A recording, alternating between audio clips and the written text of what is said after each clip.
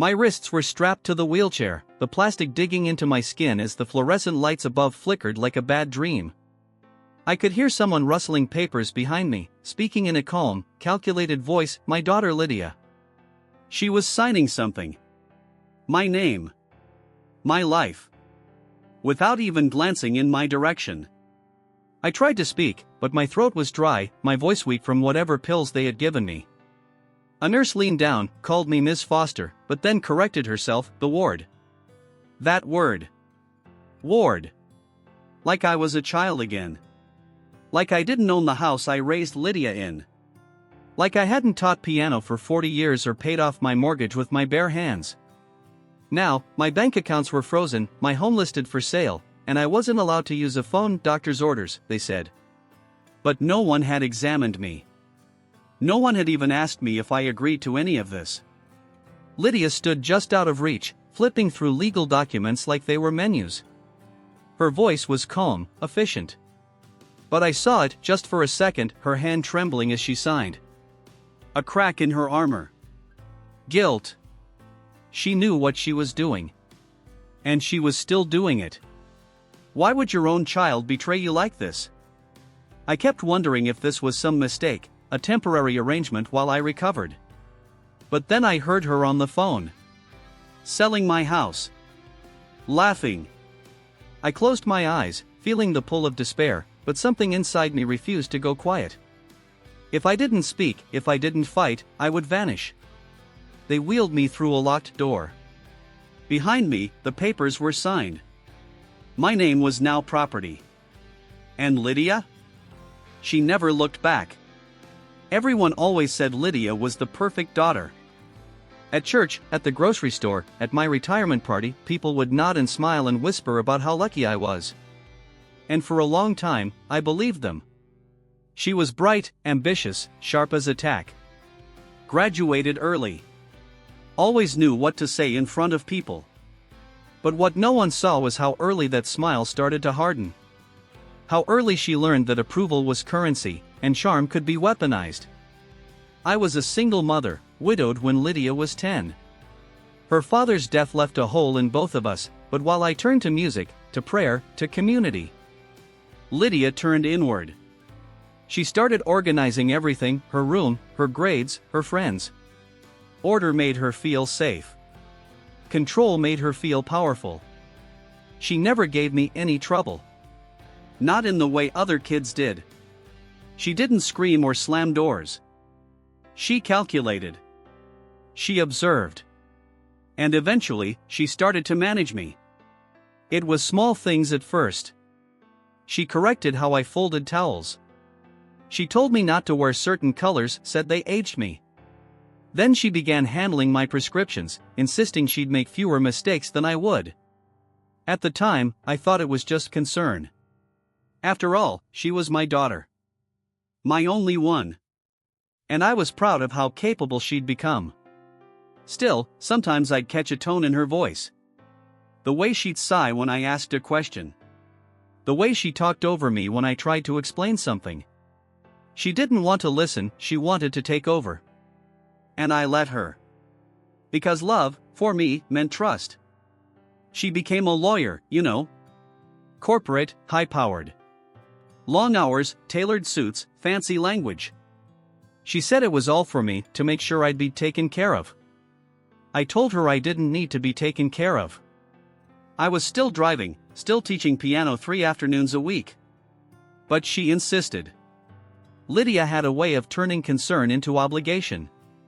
And slowly, I became smaller in her eyes. Less of a person and more of a project. She started talking to others about me like I wasn't in the room. Told my friends I got confused sometimes, even though I didn't. She made doctor's appointments without asking me. She forwarded my mail to her office, saying it would reduce stress. I didn't fight her. I thought I was being loved. I thought this was what aging gracefully looked like. And then there was Gabriel. A kind young man who worked at the courthouse. I met him briefly once when I dropped off cookies for the senior advocacy group. He smiled at me like I was a real person. Asked about my teaching. said his sister used to play piano. I didn't know then how important that moment would be. Looking back now, the signs were all there. Lydia wasn't visiting to help, she was auditing. She was taking notes, planning her next move. And I, so eager to hold on to the closeness I thought we had, kept opening the door. We used to bake together when she was little. She'd stand on a stool next to me, eyes wide, waiting to crack the eggs. She'd mess up the flour every time, and I'd pretend to be annoyed. But inside, I loved those moments. I loved being her safe place. I never imagined I'd become her strategy. The woman I raised, the one who used to run barefoot through the backyard chasing fireflies, was now filing paperwork to take my name off my own bank account. She had become two people. The daughter who smiled in photos, and the executor who decided who I was allowed to be. And me? I was still clinging to the version of her I remembered. The version I hoped still existed somewhere under all that cold ambition. But deep down, I was starting to realize she wasn't coming back. It started with kindness. Lydia began coming over more often after my hip surgery. She brought groceries, rearranged the living room furniture so I could move around more easily, even set reminders on my phone for my medication. I was grateful. Truly. It felt like I had someone in my corner again. Like I wasn't alone. She'd say things like, "Don't worry, Mom, I'll take care of it," and I believed her. I wanted to believe her. She was my daughter, my only family. If I couldn't trust her, who could I trust? At first, it was small things. She offered to pick up my prescriptions. Then she asked for my pharmacy login so she could refill them for me. One day, she said she'd noticed my bills were piling up and offered to help pay them online, just until you're feeling back to yourself. I didn't think twice. I gave her my passwords. I even gave her access to my bank app. Because that's what family does, right? I remember the first time I saw the look in her eyes shift. I'd mentioned I was planning to go back to my piano students the following week, and she said, "Too quickly, that's not a good idea." When I asked why, she smiled but didn't really answer. Just said something about liability and recovery time. I brushed it off. But then she canceled the lessons without telling me. Emailed the parents using my account. I only found out because one of the mothers texted me to say she hoped I was okay. That's when the air started to change. She told me not to worry about mail anymore, that it just stressed me out. She had the address rerouted to her office. Packages stopped arriving. I didn't notice right away. Pain meds blur the days. But when I finally asked about a birthday card I'd been expecting, she told me it must have gotten lost. Something about the way she said it made my stomach twist. Then came the debit card. I went to buy yarn at the craft store. I've always loved knitting in the evenings, but the card was declined. I assumed it was a mistake. I tried again. Same result. I called the bank, and they said there had been a change to the account authorization. I didn't understand. I hadn't changed anything. When I brought it up to Lydia, she smiled, said it was temporary, just a freeze for fraud prevention. She promised to take care of it. Told me not to worry. But the next week, when I tried to call the bank again, the number didn't go through. I picked up my phone, but it had no service. She'd canceled the plan. I remember sitting there, on the edge of my bed, holding that useless phone in my hand, feeling like a ghost in my own life. That's when I started to ask myself, is this still care, or is it control? The line between the two had grown so thin I could barely see it. Lydia started scheduling doctor's appointments for me, then going in without me. Just paperwork, she'd say. They don't need to see you every time. But then I stopped getting updates. She told me I didn't need to know everything, it would just confuse me. I looked in the mirror one morning and didn't recognize the woman staring back. She looked tired. Small. Dependent. Like a patient waiting for permission to live. That wasn't who I was. I've lived through loss. Through illness. I've built a life with my hands. I raised a child alone, worked double shifts, taught generations of children to love music. I was not weak. I was not confused. But somehow, I had become less informed, less trusted, less free. The real shift happened the day Lydia brought over a stack of papers. She didn't ask me to read them, just said, "These are for legal protection in case something happens." She flipped through pages quickly, pointing where I needed to sign. Durable power of attorney. Financial guardianship. Medical proxy. I hesitated. Asked if I could have time to go over them. Her expression hardened, just for a moment. That's when I saw it. The edge. She recovered quickly, but the damage was done. Still, I signed. Because saying no felt like breaking something beyond repair. After that, everything moved faster. She started using phrases like best interest and declining faculties. I wasn't just her mother anymore, I was her case. And I kept wondering, when did trust turn into silence? When did help become a trap? I didn't know it then, but this was only the beginning. The warmth had become a cage. And the lock was made of love. The trap didn't snap shut all at once. It clicked, slowly. Quietly. Like a door easing closed behind you before you realize you've stepped into the wrong room. I should have seen it when Lydia stopped asking and started informing. When she began speaking to doctors for me, not with me. When she began referring to herself as my primary contact, my guardian, before any paperwork had even been finalized. But I was tired. And lonely. And afraid of pushing her away. She told me it was just a precaution, temporary, until I was back on my feet. It's for your protection, Mom. I know how confusing things have gotten lately. That last part made me pause.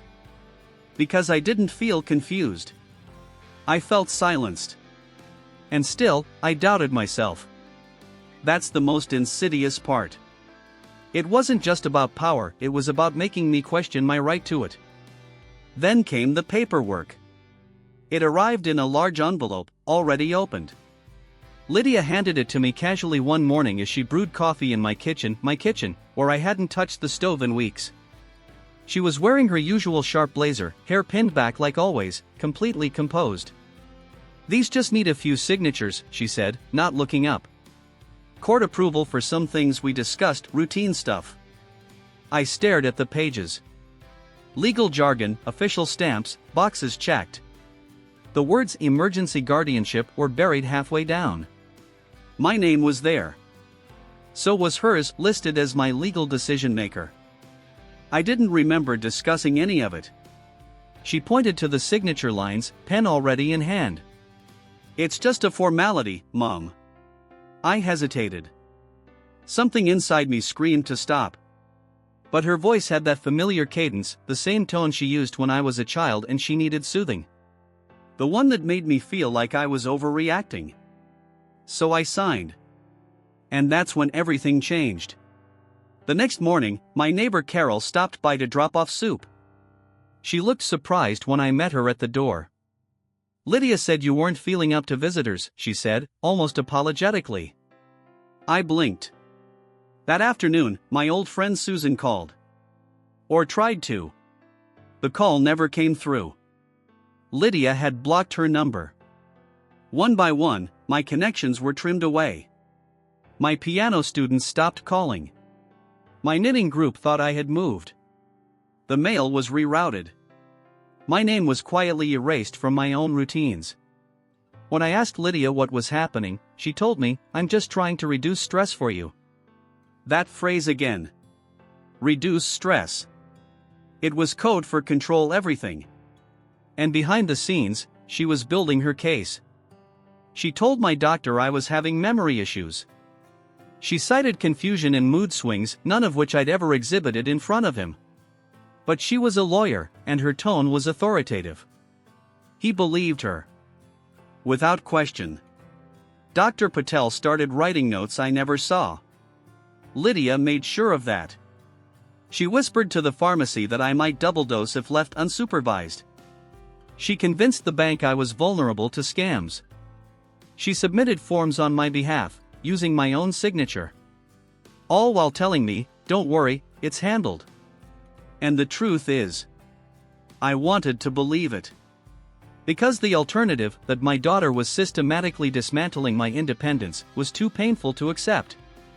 But the final blow came one morning when I called the courthouse. I had found a letter on the counter, a court hearing scheduled to formalize permanent guardianship. My name was listed, but nowhere did it say I had filed anything. In fact, it was clear someone had filed for me. The woman on the phone said something I'll never forget. "Oh, that case? That's already been pushed through. Your daughter submitted everything last week."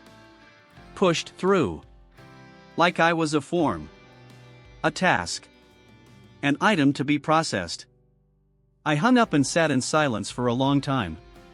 The walls of my home, my safe place, suddenly felt foreign. Like a hotel I couldn't check out of. Everything had been taken, without a single raised voice. Without a slammed door. Just quiet signatures. Quiet lies. And I realized, this wasn't care. It wasn't love. It was custody. Disguised as concern. And it was almost complete. They moved me into the facility on a rainy Thursday.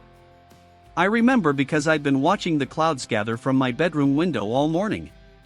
The air felt heavy, like it knew something was about to change.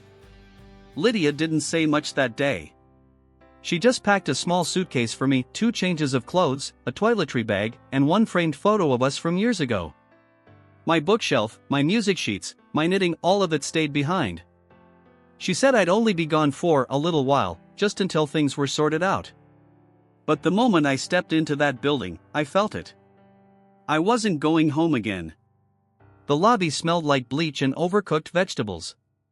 Soft music played overhead, the kind they used to soothe nerves but somehow only makes the silence louder. A nurse greeted me kindly, but I could tell by the way she avoided my eyes that she already had her version of me written down somewhere, a list of needs, supervision, and memory concerns. They handed me a wristband. Just like that, I became a patient. My room was small. Bare walls, twin bed, a chair by the window. I asked if I could bring my piano keyboard. The nurse smiled but didn't answer. Lydia said it would be too much clutter. The first few days, I tried to call people, Carol, Susan, even Gabriel, but the phone in my room didn't dial out. Internal calls only, they said. Lydia told me not to worry, that she'd keep everyone updated. But no one came. Letters I tried to write were returned to me, opened. Emails never got replies.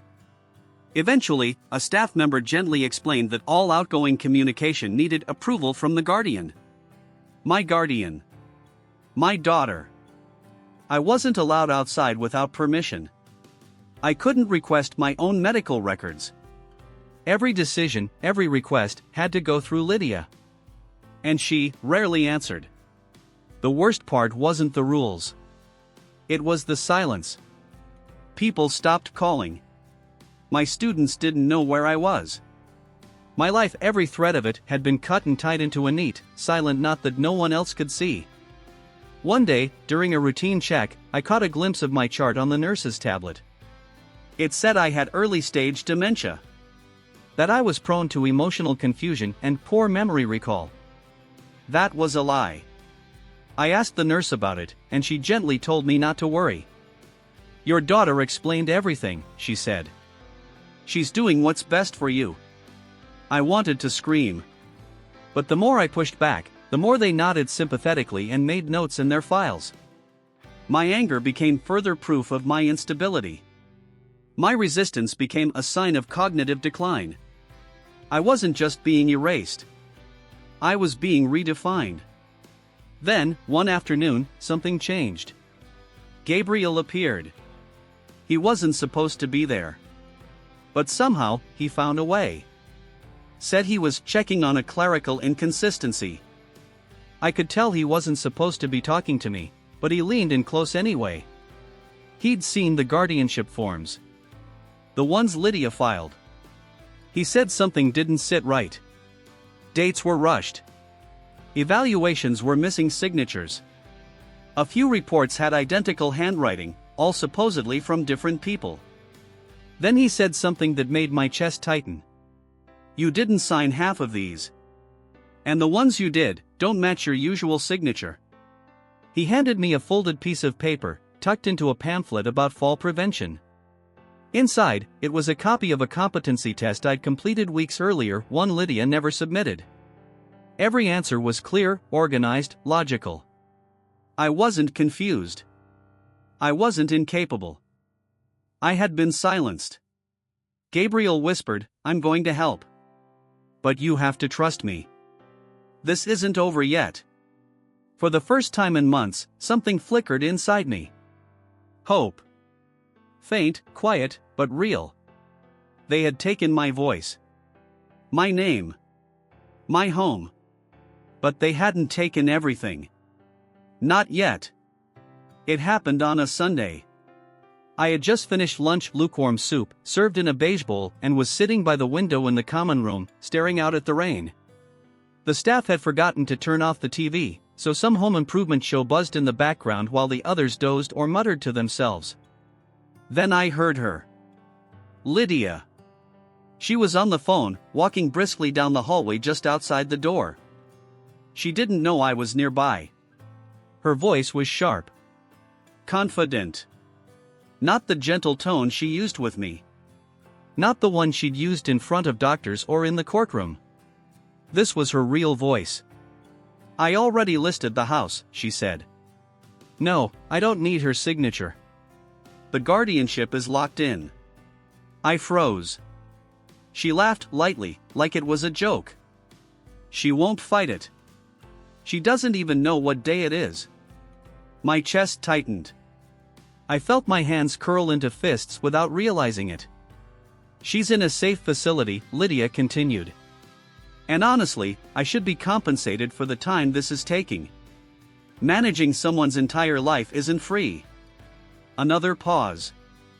"I already moved the investment accounts. The liquid assets will clear once the judge finalizes the transfer. After that, it's just the sale. We're almost there. Almost there." That was the moment everything inside me collapsed and crystallized. She hadn't done this because she thought I was unwell. She had done it because she thought I couldn't stop her. It was never about care. It was about access. About power. And it was almost done. I didn't cry. I didn't scream. I just sat there and felt the world rearrange itself around a truth I had tried so hard not to see. Lydia had betrayed me. Not by accident. Not under pressure. But with full awareness, calculation, and a smile on her face. I was no longer her mother. I was her asset. And I realized something chilling. She was right about one thing. We were almost there. But not in the way she expected. The next day, Gabriel came back. This time, he didn't bother pretending it was official business.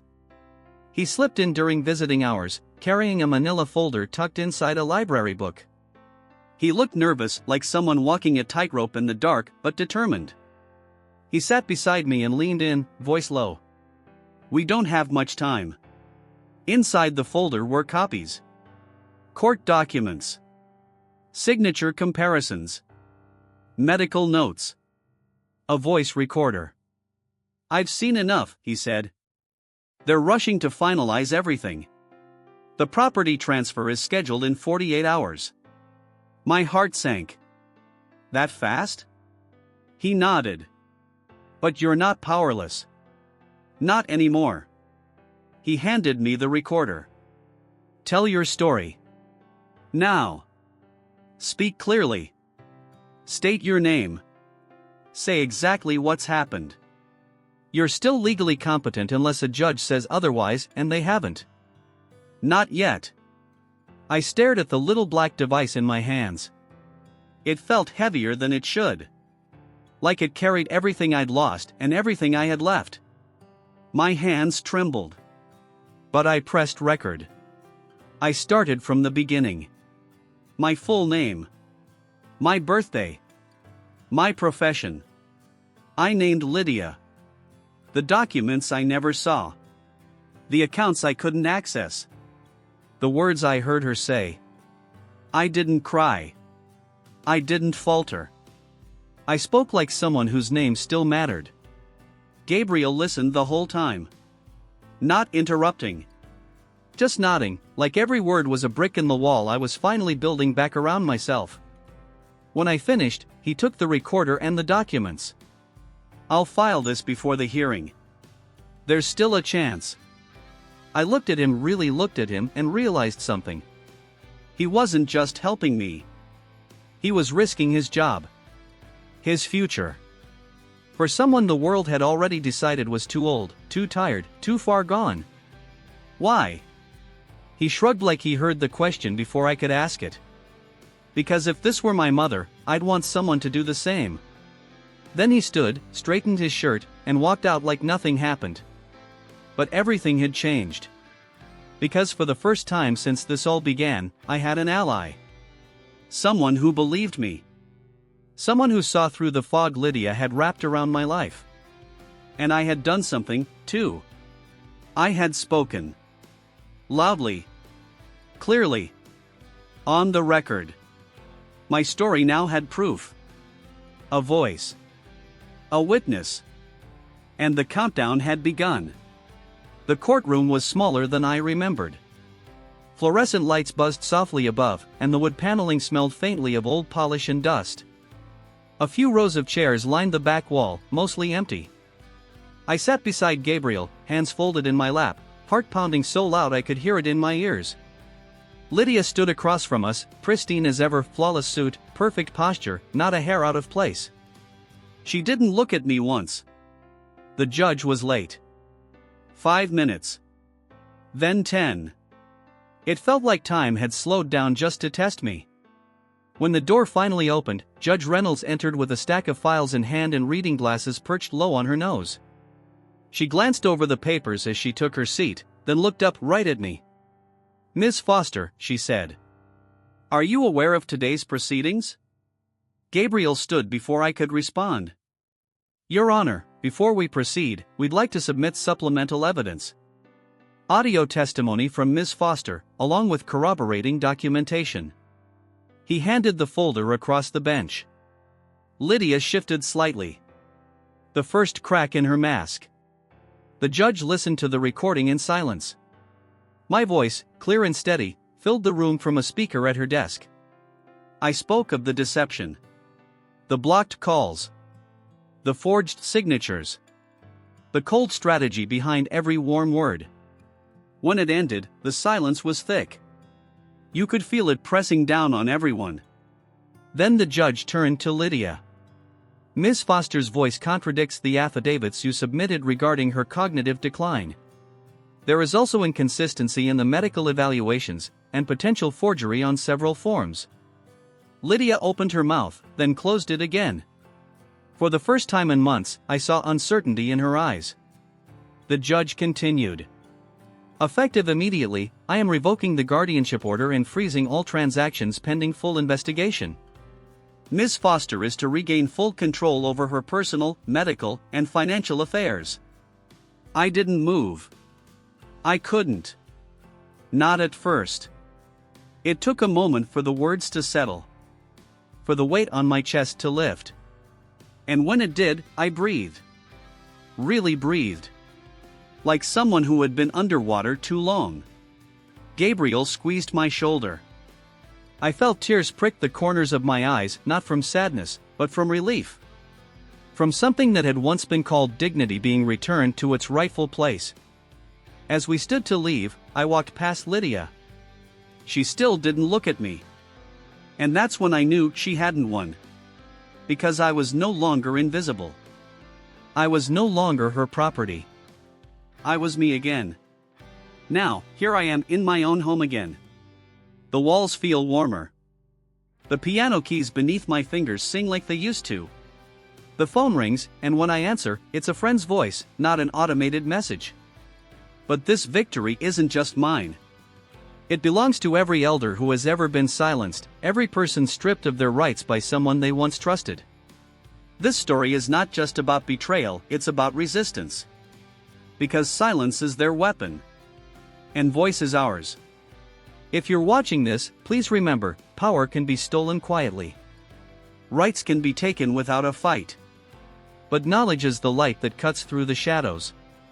Learn about guardianship laws in your state. Talk to your loved ones about their wishes before it's too late. And don't be afraid to ask questions, no matter how small they seem. If you suspect someone you care about is being controlled or manipulated, reach out. There are advocates, lawyers, and organizations ready to help. No one should lose themselves to fear or silence. We all deserve to live with dignity, respect, and freedom. My fight is far from over, but today, I stand stronger. Because the truth will always find a way to be heard. And together, we can make sure no one is erased. So share this story. Speak up. Protect the voices that matter most. Because when we stand united, no darkness can hold us down.